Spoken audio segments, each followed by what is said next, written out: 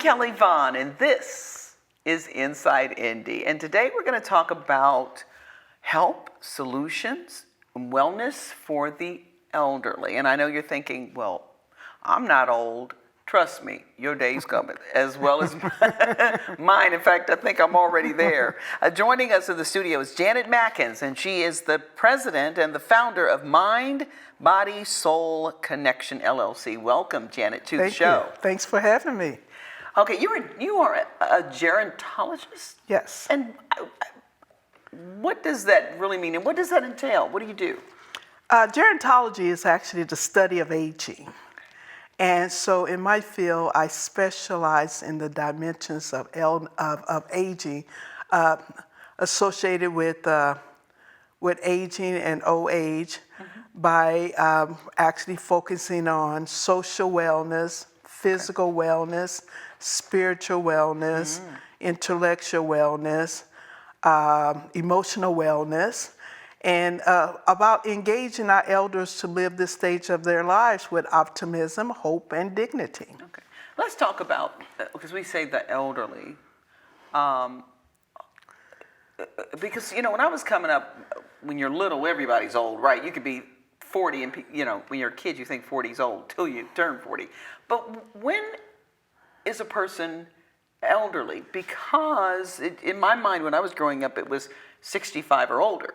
Well, you know, when you got the AARP, and you can get your AARP card, when you're 55, 50 years old. Yeah, so yes, when are we, when do we become an elder? Now, when I was in grad school, 65 and older are considered older adults, which I consider as my elders. 65 and older is what I consider as my elders. Okay. Because those are the ones that now they're eligible for Social Security. Social Security, yes. See, that's when I kind of thought you were actually put into that, or that's the box you mark on a page. But if I go to Goodwill and you're over 55, you get a senior discount. See, that's the difference. Senior discount, senior citizen, and the elderly. So when you say senior citizens, that could be 50 up. Now, in my vocabulary, when you said the elderly, that's 65 and up.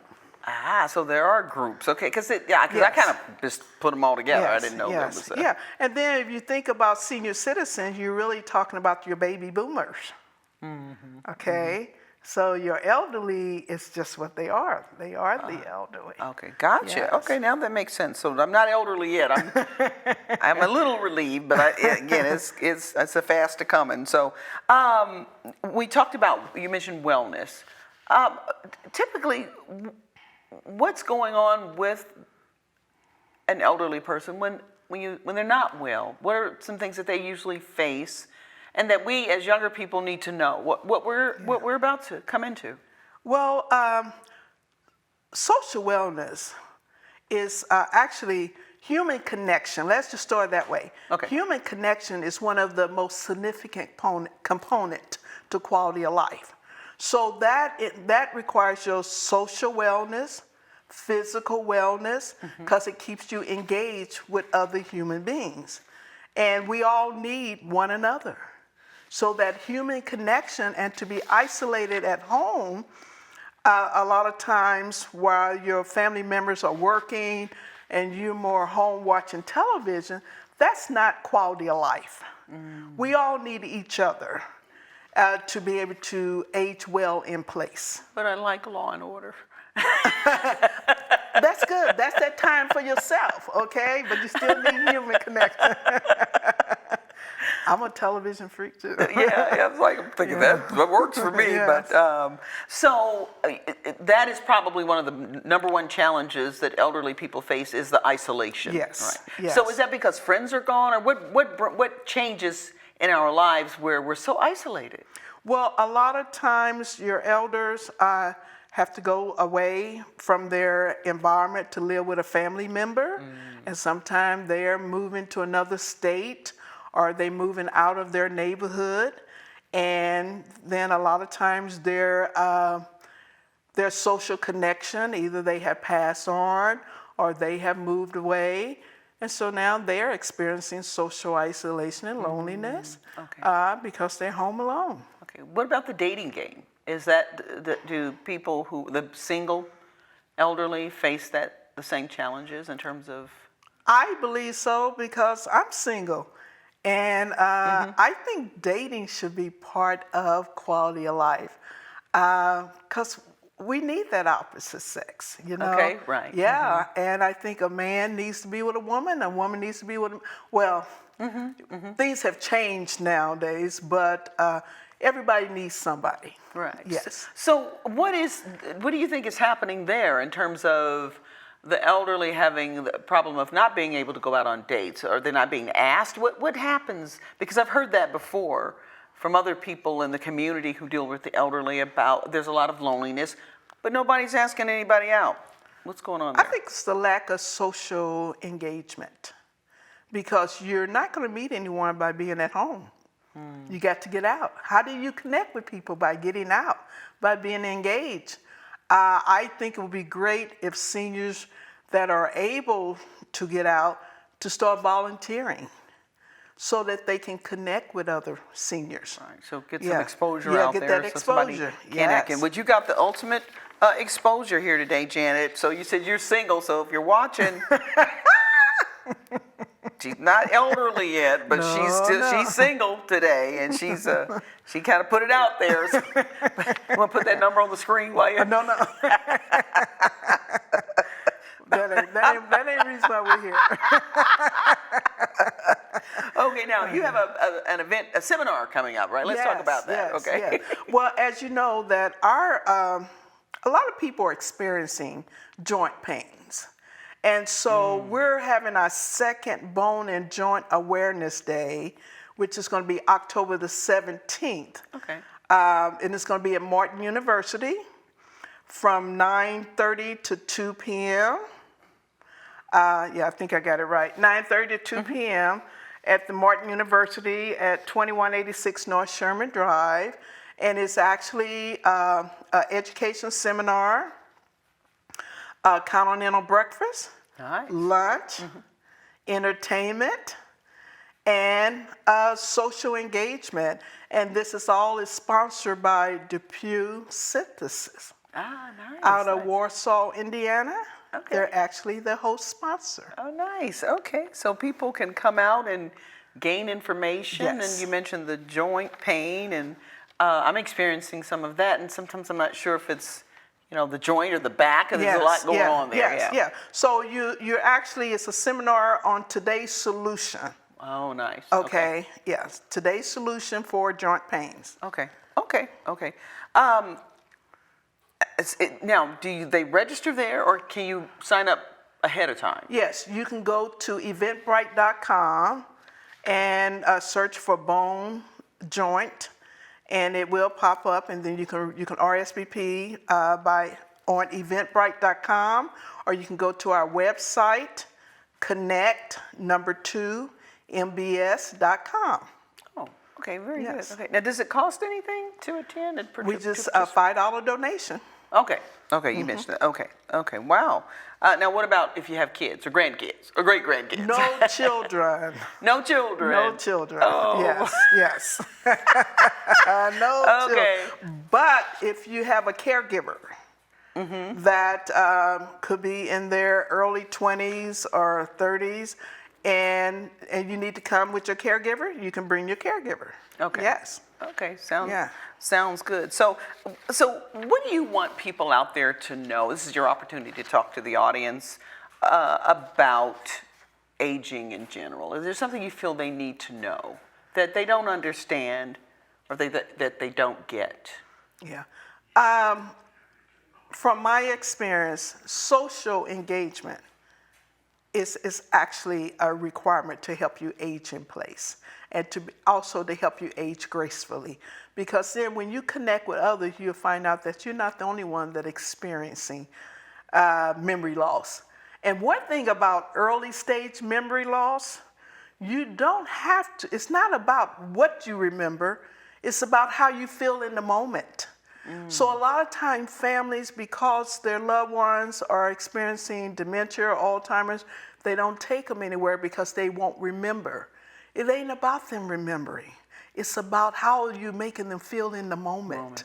And that is so important. And as a caregiver, I feel that every caregiver should every day should always ask their loved ones, how are you feeling today?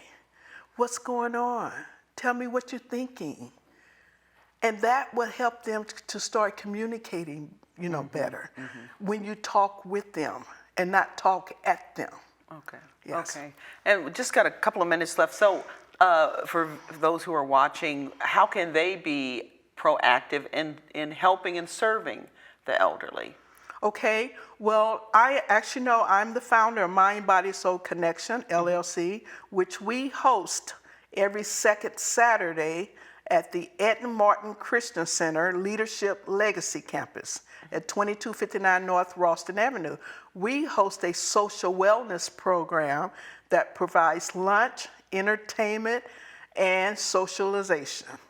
And it's every second Saturday of the month from 2 to 4:30. They can also go on eventbrite.com and RSVP for the Silver Citizen Social Wellness Program. Okay. And then October is the Bone and Joint Awareness. Okay. So keeping the mind and the body Yes.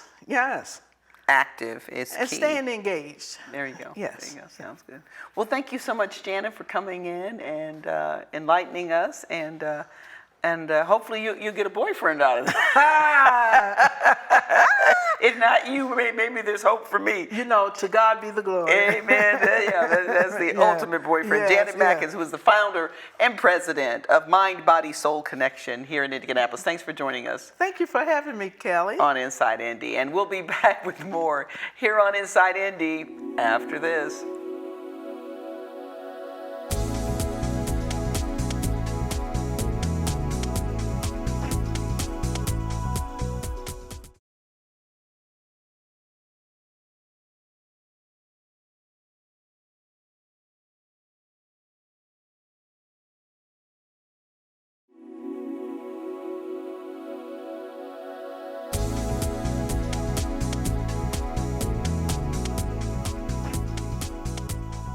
And we're back here on Inside Indy, and we want to talk about, we're going from senior citizens to our young people in the Indianapolis community and some of the challenges they face, and whether it's housing, food, clothing, education, employment, all of the above.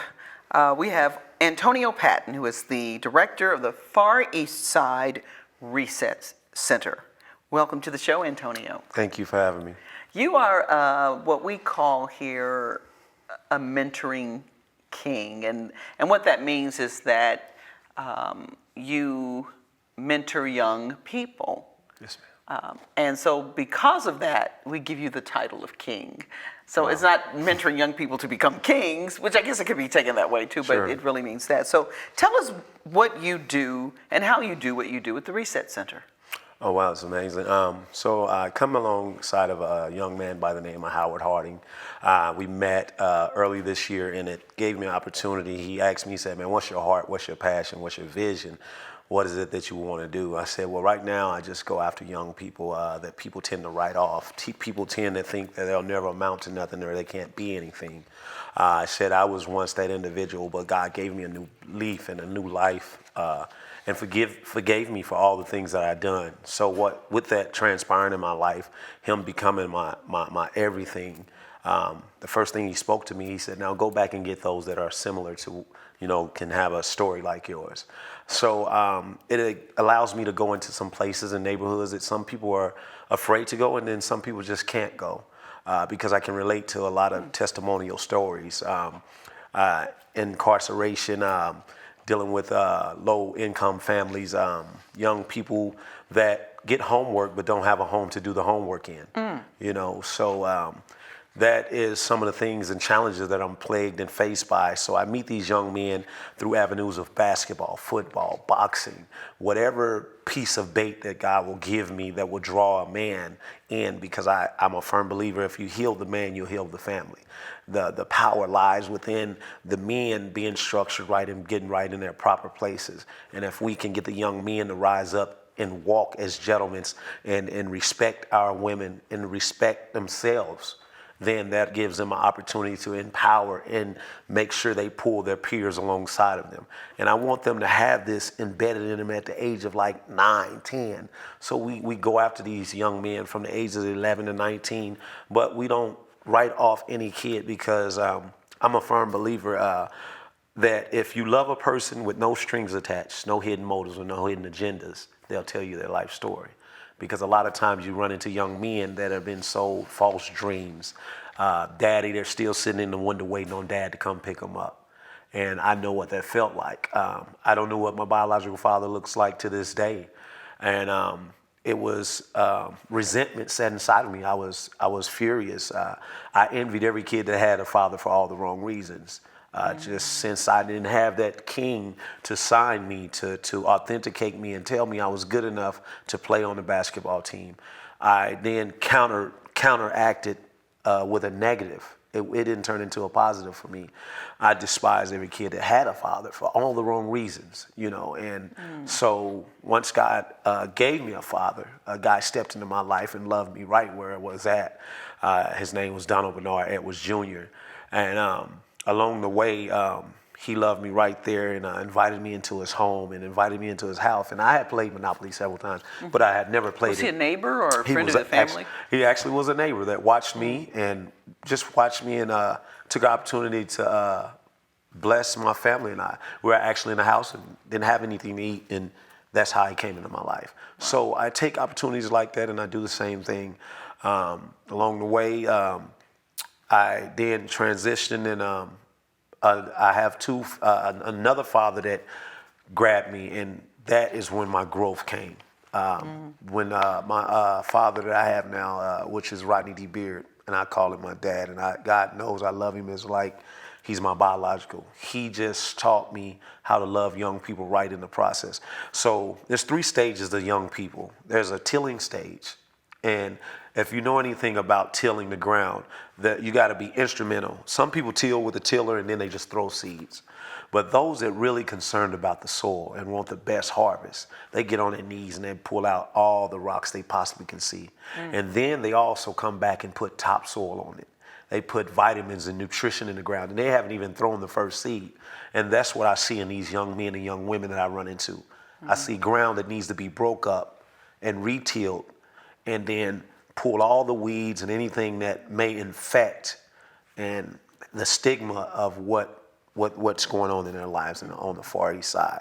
So I take it then you deal with a lot of single family situations. And I know you said if we could fix some of that, if men could rise up. Where are they? What do you do in your experience? Even with you said your dad was not there. Where are they? Where are they going? They're going to anything that is male identified. We're looking for males. So you don't have 500 youth mentors knocking on doors looking for youth, which we should. But on the way to school, you got about 50 to 60 gangbangers or drug dealers you may pass every day. And that's from one block, and you get over to another block and you see a similar kind of drug dealers and gangbangers standing out there. And these men, they're men. So what's the first thing you do? You identify that that's a male and you're a male. And you want somebody to show you any type of attention. You want identity. You're looking for identity. Unfortunately, on the Far East Side, the identity in our neighborhood is 4 deuce. Kids identify with that. That means that 4 deuce? 4 deuce, 42nd and Post Road. That is the identity to every young male over there, because they want to be recognized as that I'm tough. You don't want to mess with me. I come from the toughest side of Indianapolis. And so that's a survival tactic. It may not even be that way. You could be faking it just sure, absolutely. because I don't want to get hurt. Absolutely. Okay. But They're looking to be identified. And if nobody tells them that they're more than just 40 Deuce, if nobody tells them, well, what do you mean you're from 40 Deuce? What do you mean you're from 42nd? What are you saying to me?